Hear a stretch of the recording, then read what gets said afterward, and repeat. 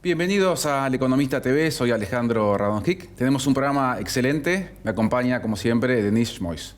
Vamos a estar hablando de algunas tensiones que atraviesan al oficialismo, el rol de la oposición y algunos debates internacionales que ya empiezan a impactar en el país con Julio Burman, bienvenido, director de la consultora Isasi Burman. ¿Cómo les va? Y Juan Negri, también director de las carreras de Ciencia Política y Estudios Internacionales de la Universidad de Itela. Gracias por la invitación. Bueno, dejo una pregunta para la mesa. En los últimos meses hubo una caída bastante sostenida en la evaluación del gobierno. Economía, sospecha de corrupción, la maldición de los terceros años, un poco de la inercia acumulada, el desgaste de un gobierno que ya está en su tercer año. ¿Qué números y qué explicaciones le encuentran a esto que estamos viendo? Bueno, yo todavía no tengo números de abril, tengo los de marzo donde tuvo una caída. No le diría que es tan importante la caída, esos números que están ahí no son los que yo tengo. Yo lo tengo en 40 y pico al presidente y 40 y pico de negativa y una regular en el medio, pero sí tengo una caída respecto de enero-febrero, ¿no? Y sobre todo noviembre-diciembre, que había pegado una suba después de la elección. A mí, obviamente, hay varias explicaciones posibles, como en todo fenómeno. Para mí, la que más incide es el tema de la inflación, porque así como me dio esta caída de 5 puntos de un mes a otro, también tuve que la caída en la percepción de que la inflación se va resolviendo, que es un tema que venía muy bien el año pasado, la idea de que la inflación se estaba resolviendo, y la fe en la resolución del problema estuvo cayendo y al mismo tiempo sube el tema de la inflación. Yo tengo la impresión que todo el tema de Adorni está encapsulada en Adorni, no creo que haya derramado para otros lados, y aparte ahí tengo un dato duro para mostrar, realmente la gente está preocupada por la inflación. Yo creo también que el presidente dice eso, pide perdón por la inflación, está diciendo que entiende que la gente esté más enojada porque fue su gran promesa de campaña y está teniendo un revés en este momento, pero agrego algo también más optimista para el presidente. Aun cuando mucha gente está molesta por este tema, y yo creo que la caída se atribuye a eso, la gran mayoría sigue, o la mayoría, unas 50 y pico, sigue creyendo que Milei está en el rumbo correcto y está comprometido con la baja de la inflación. O sea que yo creo que si resuelve ese problema, el problema se resuelve. Juan, ¿vos qué mirada tenés? Bueno, algunas cosas muy similares a Julio. Nosotros en la universidad tenemos el índice de confianza de gobierno, el ICG, que es distinto porque no es popularidad de un individuo, sino esta idea de confianza de gobierno. Y es verdad que ha habido una disminución, debe estar por salir el número del mes pasado, donde posiblemente también haya alguna caída. Y tiendo a suscribir lo que decía Julio recién. Creo que el gobierno, como decíamos, ha venido sufriendo una baja.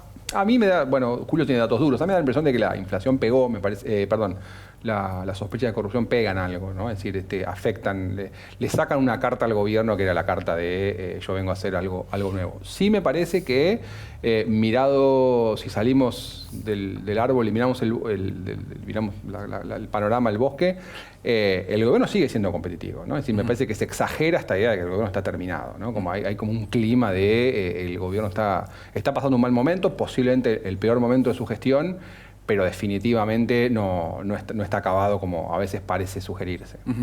¿Qué evaluación creen que hace la sociedad acerca del rol de Karina Milei en particular? Les pregunto en el gobierno, ¿no? Se sabe que Javier se ocupa de la economía, de la política exterior, de muchas cosas. ¿Tiene la población sabe bien a qué se dedica Karina, cuál es su rol dentro del gobierno? ¿Qué piensan de eso? No, a mí me da la impresión de que en general la población por desinterés, no porque sea poco inteligente, no está al tanto de a veces de cargos específicos que algunos pueden estar ocupando, etcétera. Obviamente me parece que la ven una figura muy asociada al presidente, pero no me parece una figura candidateable por el momento, si a eso apuntaba la pregunta. No creo que sea una figura, ella misma no es una figura muy carismática ni que hable mucho, entonces no la veo con un recorrido electoral posible, por lo menos por el momento. Y en todo caso sí me parece que está haciendo algo de daño porque esa interna sangrienta en el gobierno es problemática, ¿no? Yo te agrego a lo que decía Juan, que según lo que sabemos del análisis político clásico, para tener liderazgo se vale tener voz, ¿no? La retórica del presidente, la retórica del funcionario. Y Karina en ese sentido no es una figura pública, es una figura de la gestión, eso no cabe ninguna duda, ocupa un lugar muy importante, formal e informal, pero como no habla, no se dirige a la sociedad argentina, sí se dirige a los militantes del partido, tiene una función partidaria, pero no, al no dar entrevistas, al no dar discursos así, no es una figura que podamos medir en esas condiciones. Para mí todavía ella es un enigma en ese sentido, como también lo puede ser en un lugar distinto Santiago Caputo, ¿no? O sea, el gobierno tiene dos figuras, una que es claramente importante, la de Karina, y una potencialmente importante que es la de Santiago Caputo, que no son figuras que hayan alcanzado popularidad, o sea, no son, por ejemplo, medibles en una encuesta, a mi juicio, porque la gente no puede opinar sobre gente que no habla. Pero las encuestas que miden a Karina Milei en general no es algo de desconocimiento, por esto que decías de no tiene voz, no se pronuncia o es menos carismática, sino que tiene una importante imagen negativa cuando se la mide. ¿Eso puede arrastrar también al gobierno? ¿Y qué explica esto que no haya adquirido una popularidad como otras figuras del gabinete, por ejemplo? Te doy mi opinión. Yo creo que Karina no es medible. O sea, los que están viendo a Karina están cometiendo un error metodológico, porque ella, bueno, es poco fuerte lo que dije, pero ella no termina de ser una figura que la gente puede evaluar. Por lo tanto, es como poner un nombre cualquiera en una grilla, ¿no? Hasta que ella no sea una figura que tenga una voz pública, que la gente la evalúe como tal, para mí medirla no es correcto. Ok. Y Juan, te pregunto por una cuestión que escribías en la última edición del Estadista sobre los villanos, ¿no? Decías que Milei necesita al kirchnerismo como villano para mantener unida tanto a su base como a los aliados, al campo no peronista en general. ¿Considerás que esto tiene que ver con que una parte de la sociedad mira la herencia o le adjudica los problemas que tenemos hoy al gobierno de Alberto Fernández, por ejemplo? Creo que sí, creo que al gobierno le sirve mantener vivo ese recuerdo. Recordemos cómo estábamos en diciembre del 23.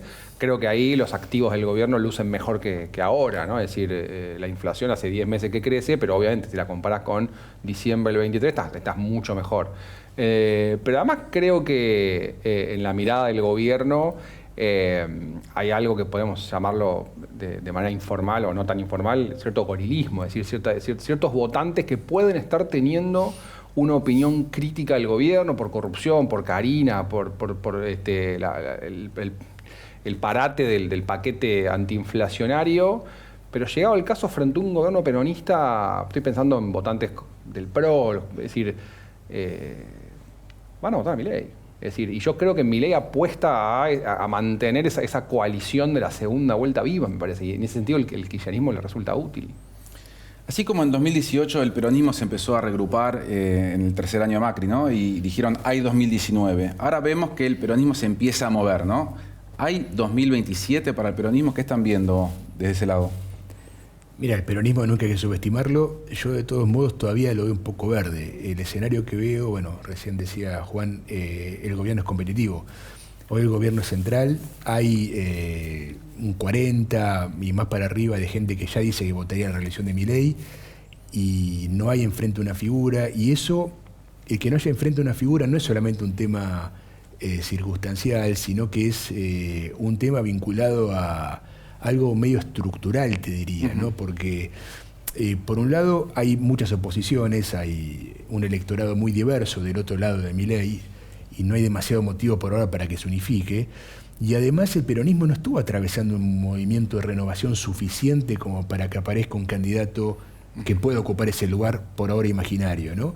No solamente me refiero al caso de Kicillof, que es una figura joven, pero no nueva, sino que en muchas provincias el peronismo está teniendo problemas porque arrastra a gobiernos de larga duración.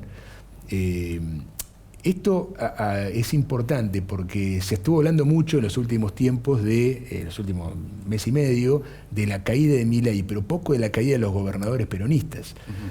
Frente a la sensación de malestar de que la plata no alcanza, la inflación fue un poco alta, etcétera, etcétera, o que el Estado no provee tales o cuales servicios, hoy los gobernadores peronistas, los pocos que quedan, que son cada vez menos, sufren más que el presidente, porque no están en condiciones, no tienen espalda para aguantar un clima de mal humor social. Así que yo creo que hay razones más fuertes todavía para que no haya demasiada capacidad del peronismo, por lo menos en esta, para reconstruirse. Juan, ¿qué mirada tenés? De acuerdo. Primero lo que decía Julio, todavía falta mucho, ¿no? Es decir, estamos viendo a Pichetto o Pichetto, estamos viendo a Kicillof, obviamente hay movimiento. Yo no descartaría primero que aparezca alguien de la nada, ¿no? Es decir, la política argentina tiene mucho bueno, Milei mismo, en su momento Menem, figuras que uno no tenía en el radar y que de repente aparecen. Creo que Kicillof tiene un problema, dos problemas tiene en realidad. Uno es, que es un problema que también tuvo Rodríguez Larreta, estás demasiado tiempo como el gran opositor. O sea, estás 4 años siendo el opositor y eso puede ser muy desgastante. Y después, que creo que es un poco lo que apuntaba Julio, para mí, más allá de la interna, sigue muy asociado al kirchnerismo. Es decir, y eso creo que es un problema. Es decir, porque está una disyuntiva que es difícil de resolver, que es, si arreglás con Cristina, corres el riesgo de que la gente te vea como tu Alberto. Y si no arreglás con Cristina y dividís el partido, eso también es riesgoso para su estrategia. Y en este sentido, también agrego una cosa más. Una elección como esta, en la que un presidente se juega la reelección, esta elección, la elección del año que viene, la gana o la pierde Milei. Es decir, va a ser responsabilidad exclusiva de él. Es decir, y si él viene más o menos armado, para mí es difícil no pensar que hoy el gobierno es favorito, ¿no? Dentro de la oposición, por supuesto, destaca el peronismo, pero también en algunas encuestas empieza a crecer la figura de Miriam Bregman en su imagen, pero también la intención de voto de la izquierda. ¿Consideran que es algo que se puede sostener hasta el año que viene, que tiene que ver, por ejemplo, con que estamos lejos todavía del calendario electoral? Y preguntarles a ambos también qué poder de negociación le da esto a la izquierda. Mira, la izquierda sí tiene, en algunas provincias, sobre todo en Cava, en Capital Federal, tiene un número que puede llegar a 2 dígitos, si ella es la candidata. El año pasado pasó que en su lugar fue Vanina Biasi, una persona que no tenía las condiciones para ocupar ese espacio, y la marca cayó. Y la única figura que me parece puede hacer subir la marca es Miriam Bregman, pero en Cava y llegar a 10 puntos. A nivel nacional no es una marca fuerte la de la izquierda, en algunas provincias del norte sí, en Tucumán también aparece un poco la izquierda, en Jujuy, Salta, etcétera, pero armar un número nacional con todo eso es poco.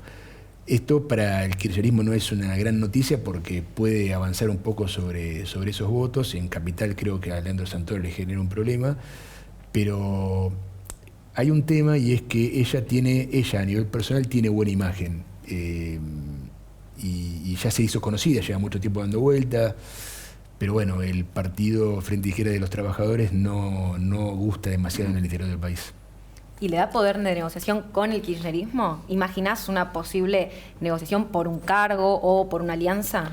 Me parece una estrategia negativa para el kirchnerismo. Es decir, en algún mundo se barajó en algunos medios, creo que no es una cosa muy central, incluso fórmula. A mí me parece que para el peronismo es prácticamente un suicidio, ¿no? Es un kirchnerismo, un peronismo que debería moverse hacia el centro. Es prácticamente suicida. Pero sí, digo, podría haber, para mí no es a donde el peronismo debería ir a buscar votos, pero bueno, digo, podría meterse en un gran frente, no es, yo creo que no es descartable, pero como también decía Julio, me parece que tampoco. Cuando llegan los años de elecciones nacionales, es decir, me parece que los votantes buscan grandes líderes, es decir, este tipo de cosas aparecen más en años intermedios, los candidatos que uno votaría al Congreso pero no votaría de presidente, es decir, yo creo que hay un poco de exageración de lo que representa hoy el FIT en la política nacional. Sí, yo no quería ser tan tajante, pero sí coincido con lo que dijo Juan, sería un suicidio para el peronismo hacer una alianza con la izquierda. O sea, la esencia del peronismo era justamente que nunca fue un partido de izquierda, ¿no? Y cuando se corre a la izquierda, el peronismo comienza a perder. Así que si va a profundizarse de camino, va a surgir otra cosa. Julio, te llevo raudamente al Atlántico Sur, aprovechando tus conocimientos globales. ¿Se están alineando los astros geopolíticos para que Argentina avance por lo menos algunos casilleros en el largo camino hacia la recuperación de las Malvinas? ¿Cómo lo estás viendo? ¿Qué movimientos esperás? ¿A qué hay que estar atento? Yo creo que sí, creo que hay condiciones para que la situación cambie. Por primera vez desde el 1982. 1982 fue una situación que tuvo mucho que ver con la posición de Estados Unidos. O sea, Gran Bretaña gana la batalla de Malvinas porque Estados Unidos así lo quiso. Un Estados Unidos que en ese momento tenía que decidir entre dos aliados, uno que era más aliado que otro, y decidió por el aliado más confiable, no le gustaba una dictadura militar. Pero Trump es un presidente rupturista, revisionista de muchos de los consensos de Estados Unidos, y además él puso en marcha esta doctrina Monroe 2.0, Monroe, que sostiene que no hay que permitir que haya otras potencias en el espacio de interés de Estados Unidos. Todo esto habilita, por lo menos poner en agenda, que cambie el régimen de soberanía en las Islas Malvinas y el Atlántico Sur y la progresión antártica. No significa que Argentina vaya a recuperarla como una especie de patriada autonómica. Significa que Argentina puede hablar del tema con Estados Unidos y eso cambia todo, porque Estados Unidos encima hoy no está demasiado contento con Gran Bretaña y Estados Unidos considera que tal vez Argentina sea un mejor aliado para mantener afuera a China del Atlántico Sur. Todo eso junto, la verdad que abre un panorama completamente distinto y que sería para Argentina existencial. Estados Unidos es clave para Argentina, sería la definición de lo que decías recién. Siempre. Y este año tiene sus elecciones intermedias. Teniendo en cuenta que Milei es un aliado internacional y su principal aliado, por supuesto, es Donald Trump, ¿qué podría cambiar una victoria o una derrota del líder en Estados Unidos?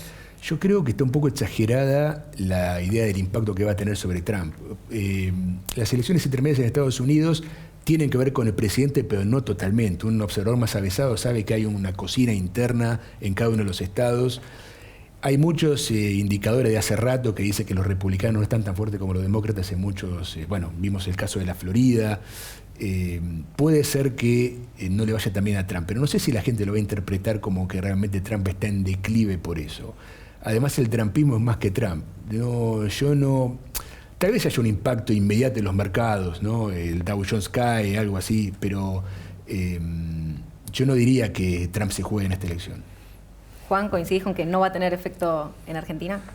Algo va a tener, algo creo que va a tener. Me parece que si se instala esta idea de que los demócratas van a ganar en el 28 y que la alianza de Milei es con Trump y no con Estados Unidos, yo creo que puede afectar. Básicamente por un principio bastante estructural, creo yo, de la política argentina, que es cuando hay incertidumbre, Argentina sufre. Entonces, si los mercados ven eso, por lo que sea, creo que va a sufrir. Pero bueno, creo que hay un factor adicional también, que es Trump no puede ser reelegido, no puede ser reelecto, con lo cual, aún cuando mal o bien le fue en noviembre, va a empezar a haber ahí un ruido donde tal vez Trump también pierde interés en Argentina, ¿no? Es decir, ya se está retirando, no puede ser reelegido, está grande, la disputa Vance-Rubio, puede jugar de otras maneras. No sé si Trump piensa lo mismo.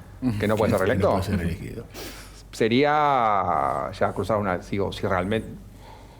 realmente lo logra, ya estamos dando otra cosa, ¿no? Es un game changer completo. Pero digamos. hay una ambigüedad ahí respecto de su inhabilitación, ¿no? Pues son los dos Él lo cree, si lees la enmienda no hay ninguna, para mí no hay ninguna ambigüedad, pero él lo puede interpretar como una ambigüedad. Pero bueno, muy peronista en eso, ¿no?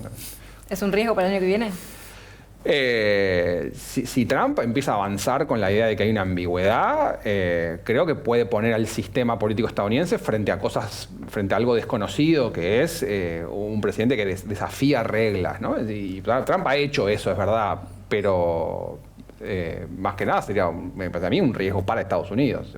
Sí, tal vez puede ser cierto que juegue a neutralizar el Pato Rengo diciendo hasta último momento. Claro, bueno, obviamente.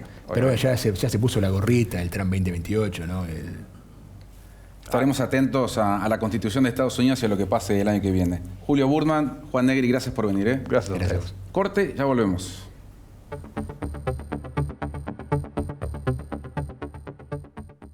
Legislatura porteña. Entérate de todo lo que estamos haciendo. Ingresá a legislatura.gov.ar para saber más. Nos une la ciudad. Cada aeropuerto se identifica con 3 letras y cada pasajero también. Ella es Zen, ella es Fan, Rie y ellos están donde quieren estar. Acá hacemos de cada aeropuerto tu aeropuerto. Aeropuertos Argentina. Linda en el pasado, linda en el presente. Linda para siempre. Buenos Aires, la ciudad más linda del mundo. Estamos de vuelta, nos acompaña Gustavo Araujo, Head of Research de Criteria. Alejandro Denis. Muchas gracias. Gustavo, el estrecho de Hormuz está ahí en una zona intermedia que se abre por unos días, se cierra por otros. Creo que estamos en condiciones de hacer un balance bastante provisorio acerca de cuál ha sido el impacto de la guerra en Irán sobre la economía argentina. No tenemos respuesta a la principal pregunta, que es por cuánto tiempo seguirá alto el barril de petróleo, pero más o menos ya podemos tener un análisis, vuelvo a insistir, provisorio. ¿Cómo se le ha bancado la economía argentina este shock energético a nivel mundial? La verdad que más allá del impacto directo que vimos en el IPC de marzo y que seguramente tenga más vueltas de impacto, la segunda vuelta de impacto en meses subsiguientes, la Argentina se la bancó muy bien. Esto quizás es incomprobable, pero estos eventos hace 2 años hubiesen sido para la economía argentina algo terrible. Y tenemos como ejemplo lo que fue el caso turco en el gobierno de Macri. Nuevamente con estos eventos Turquía sufrió un montón y Argentina, salvo el precio del combustible que impactó en muy poco, 0,3% en la totalidad del índice de marzo, no mucho más. Esto es del lado negativo. El lado positivo, encima el impacto es bueno para las empresas. A ver, nunca es bueno un conflicto bélico, pero en cuanto al impacto para las compañías energéticas argentinas y las exportaciones de energía es algo histórico. Decías que por supuesto tuvo su impacto en la inflación, como mismo reconoció y explicó Milei. Pero, ¿qué esperan? Quiero hacer un doble clic en esto que decías de puedes tener alguna segunda vuelta más adelante. ¿Qué esperan de la inflación para los próximos meses con esta nueva incertidumbre internacional? Mira, de mantenerse las condiciones actuales, imaginamos un índice de inflación a la baja, es decir, que el de marzo sería un pico, pero una baja que le va a costar llegar a esos números ideales de en torno al 1 y pico %. Cuando hablo de la segunda vuelta es que empiecen a ajustar, ojalá no suceda, pero que empiecen a ajustar aquellos bienes o servicios que dependen del combustible, del aumento del combustible, ya sea plásticos, pinturas y un montón de productos que ni siquiera nos imaginamos que dependen del precio del combustible. Por lo tanto, va a seguir habiendo inflación, es lo que esperamos. Y también, a ver, es lo lógico, venimos de un proceso inflacionario muy importante y los procesos deflacionarios llevan tiempo. Si uno ve lo que le llevó a Perú, a Chile o a Uruguay a ajustar la inflación, no es cuestión de 1 año, 2 años ni 3 años. Por supuesto, hay que ver cómo se lo explica uno al votante y quizás, si se quiere, ahí el gobierno cometió el error de setear expectativas muy optimistas para este momento del año que no se están cumpliendo. Pero digo, en cierta forma el gobierno podría, si no hubiese seteado esas expectativas, decir todo marcha de acuerdo al plan, ¿no? Traigo de nuevo las elecciones 2027 a la mesa para preguntarte qué se está hablando en el mercado, porque la reelección de Milei no está para nada garantizada. Vemos acá un gráfico que recogían de Criteria de la consultora Atlas Intel, donde muestra que aumentó la desaprobación del gobierno y bajó la aprobación. ¿En qué momento esta competitividad electoral de que no esté asegurada la reelección de Milei puede impactar en los mercados y de qué manera? Por supuesto, a medida que nos vayamos acercando a las elecciones va a ser cada vez más importante. Lo sorprendente es cómo el mercado trajo esta discusión a 1 año y meses todavía que falta, que es una eternidad en Argentina, faltan para ese momento. A nosotros nos llamó la atención este resultado de la encuestadora Atlas Intel, una encuestadora brasileña bastante conocida y de renombre, porque efectivamente se ve un salto importante en la desaprobación de la gestión del gobierno. No creemos que sea estructural, creemos que responde más a los casos, el caso Adorni, por llamarlo de alguna forma, y que el gobierno también así lo entiende, ¿no? y que prefiere ahora que el ruido esté ahora y empezar a alinearse y concentrarse cuando se acerque el momento de las elecciones.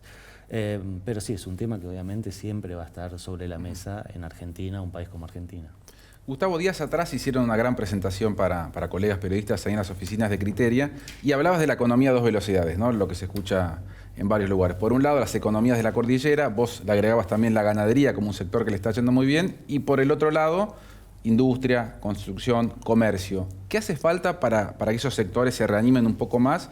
¿O esta economía a 2 velocidades va a ser una especie de regla de la economía de Milei?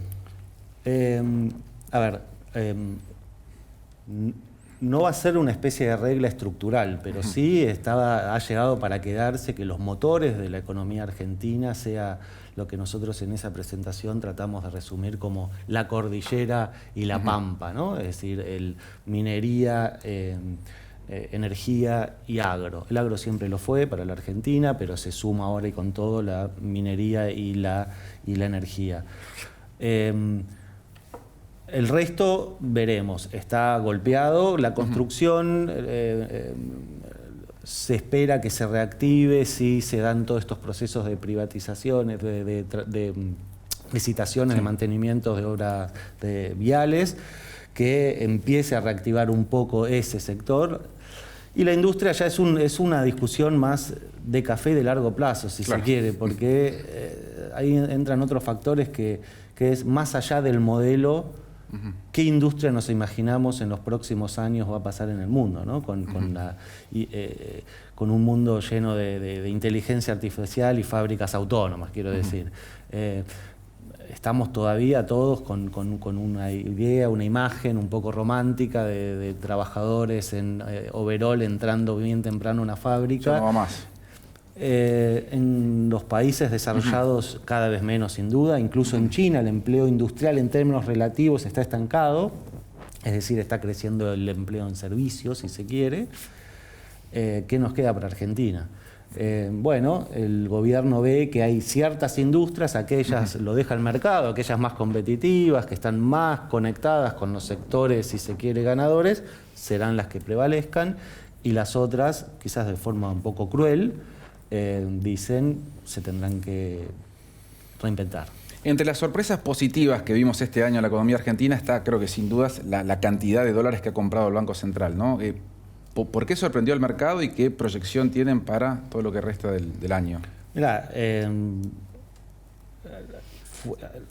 los factores que explican estas compras, que realmente sorprendió porque, a ver, nosotros el año pasado el mercado le solicitaba al gobierno que empiece a comprar reservas para poder estar más cómodo para que el tesoro esté más cómodo ante los vencimientos, idealmente que vaya al mercado, renegocie su deuda, pero si eso no pase, que compre reservas para fortalecer las arcas del Banco Central. Eso no sucedía hasta que anunciaron en diciembre la fase 3 del programa monetario, y ahí sí se empezó a ver estas compras de todos los días, comprando, algunos días fuertes, como hace viernes, creo, 10 de abril, que llegó a más de 430 millones de dólares en un solo día. ¿Quién estuvo parado del otro lado ofertando esos dólares? Bueno, hay dos grandes grupos. Las empresas del sector energético, que colocaron un montón de obligaciones negociables en mercado local e internacional y que tienen la obligación, no de forma inmediata, pero sí de forma a cierto tiempo después de la colocación, de liquidar esas divisas en el mercado libre de cambios. Entonces ahí vemos esta conexión, este círculo virtuoso del sector energético creciendo, emitiendo deuda para cubrir el CAPEX de esas inversiones y necesitando liquidar esas ONs, esas divisas en el mercado libre de cambio. También algunos subsoberanos, provincias, Cava, ahora anunció Chubut que va a salir con un bono, etc. Y por el otro lado, el agro, una buena cosecha de trigo, una fina muy buena, y una muy buena que se espera para el segundo trimestre del año, de la gruesa, de la soja. Ahora, entonces, el primer trimestre, positivo, buen mes de liquidación que le permite al central hacer estas compras. Veremos el segundo semestre cómo continúa. Nosotros pensamos que va a seguir la oferta de dólares por parte de las compañías y las energéticas, que están larguísimas con este boom energético. Obviamente el conflicto en Irán resetea los precios y hace muchos proyectos más viables de lo que ya eran, y por lo tanto es una lógica virtuosa.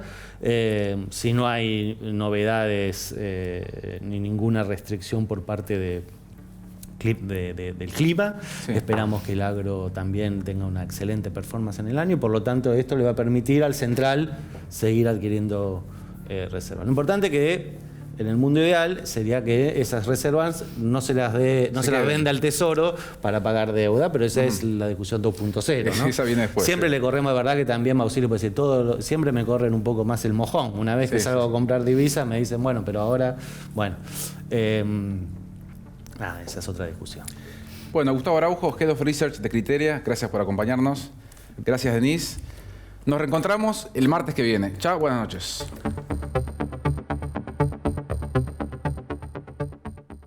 Legislatura porteña. Entérate de todo lo que estamos haciendo. Ingresá a legislatura.gov.ar para saber más. Nos une la ciudad. Cada aeropuerto se identifica con 3 letras y cada pasajero también. Ella es Sean. Ella es Fan. Ríe. Y ellos están donde quieren estar. Acá. Hacemos de cada aeropuerto tu aeropuerto. Aeropuertos Argentina. Linda en el pasado, linda en el presente. Linda para siempre. Buenos Aires, la ciudad más linda del mundo.